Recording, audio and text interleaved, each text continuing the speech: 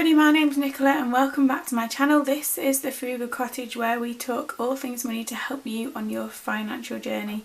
Today's video is a budget with me for July 2022, so don't forget to like and subscribe and let's get started. So this is going to be the first month where I actually budget for our new situation. I haven't even looked at a budget, no spend days, all of that for ages.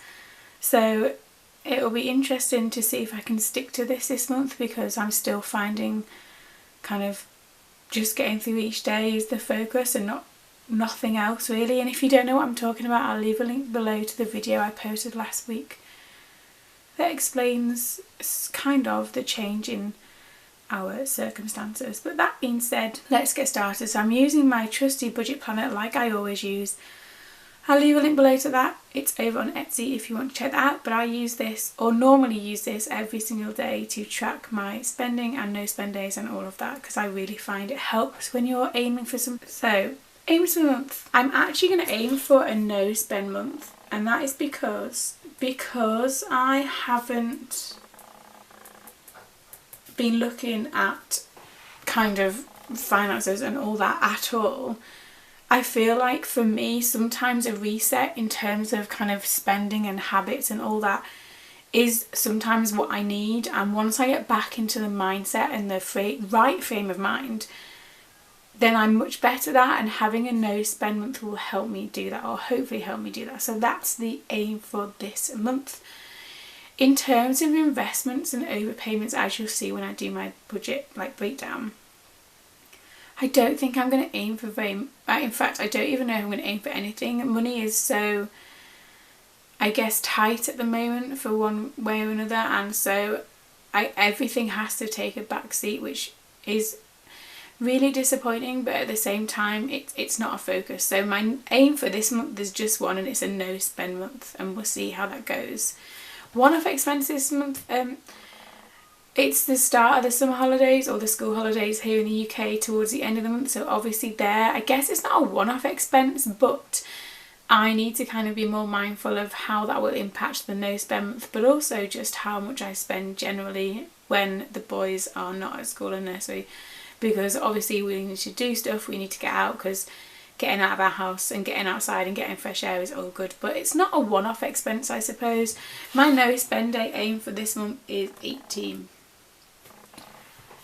Normally in a no spend month that would be more, but because I've not done this in ages, I want to kind of take it easy. I don't want to set myself up for failure straight away. So they're my kind of overall aims for the month. Is not a lot, let's be honest, but here we go. So if I turn over, I'm going to go for our monthly budget, and this is where it's going to change because money's just tight and I don't really know how to deal with that other than cutting back. So if I look at variable expenses first, so food, the food budget has to change, or is changing anyway. It's now one adult and two children, and to be honest, they have tea at various different places during the week. So food budget used to be £280 or £250 for the four of us. I'm actually going to put this at £120 for the month. Again, food budget is something I've not tracked for ages. I've just been surviving on like ready meals and really quite unhealthy things, and not something I normally do. I never buy ready meals, not normally, but it just seems a bit pointless to be cooking. But the food budget there is £120 for the month for the three of us, and I feel like that's doable so long as I am mindful of I need to get back into home cooking, batch cooking, all that, the things that I used to enjoy. But we'll see how that goes. £120 there. Now petrol is one of the areas which I'm really struggling with, because as for everybody, petrol prices have gone up so much, I know it feels like really quickly, and so although I'm not at work, I travel to work, I've got lots of different kind of journeys to make, the kids need dropping off, picking up, all that kind of stuff, all the kind of really mundane day-to-day life things that require me getting places, and petrol is so expensive. And I think, and this pains me to write this, but I think my petrol budget is going to have to be £200, and that's not doing loads of extra journeys, that's not doing anything else other than what is necessary, and that's just how much petrol is costing at the moment, isn't it? Everybody knows that. If you've got any tips on how I can reduce my petrol costs or consumption, then feel free to leave them below, because I'm up for anything to reduce that. Miscellaneous, so that's household and cats pretty much. That's going to be, so that would normally be £100. It's not, it's going to be £50.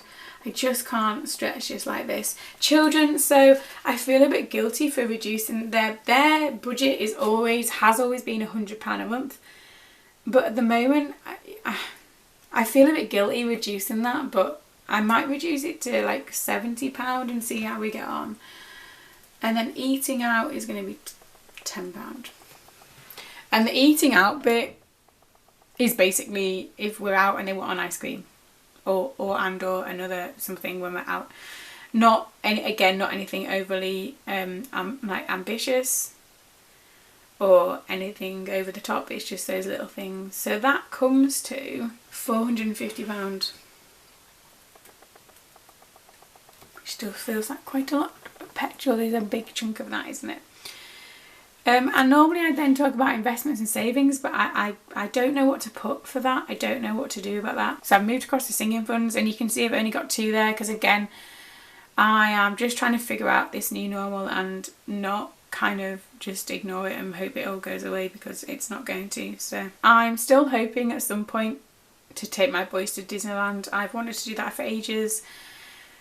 It's now going to take even longer to save for that, because unless I suddenly start making lots more money on the side, so like YouTube, Etsy, blog, all that kind of stuff, money just isn't there. But I'm going to put £20, or hopefully going to put £20 in the Disneyland fund, and the same goes for Christmas. And the other ones just aren't on there. And again, at the end of this month, once I've reflected on how things are, then maybe that will change, but at the moment that's just how it seems to be. So that's my monthly budget such as it is. Obviously there's different things to fill in here, so if you get one of these you can fill all of that out. I never tend to, because this is how this works at the moment. So the next page on here is bills tracker. I've got a different document again that's available on Etsy that just has that in a different format. Sinking funds, so that's the Christmas and Disneyland, but we'll see how that goes. But if I put anything in there, I will fill that in. No spend day tracker, this is one of my favourite pages in the budget planner. So I know that no spend days are like a real, you either love them or hate them, and I say this all the time, I love them, and they really, when I'm in the right frame of mind, they really focus me in terms of spending. So my aim for no spend days is 18, and I colour these stars in to show the different ones there, and that's tracked. And then obviously I'm not going to fill in any of this. Just go through these,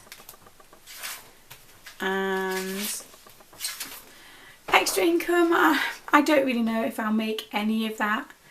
It's again, it's a time thing, but it's also a kind of mindset thing, I guess, and it's all to do with having that kind of extra bit of money. And if I do, it probably will go into sinking funds, but I'm not aiming for that. And then the savings aim, normally this would be such a big number for me. If you've watched my channel for a long time, or even just another one of these, you'll know that my normal savings aim for investments is really substantial, and it's quite, it used to be quite a significant part of our budget.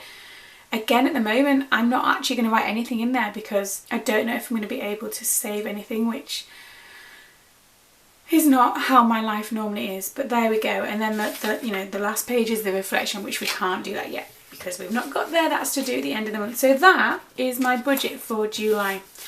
Very different to how it used to be, and I'm well aware of that. Let's see how that goes. So like I said, I'll leave a link below to the video that explains the change in circumstances, and I'll leave a link to the budget planner if you'd like to check that out.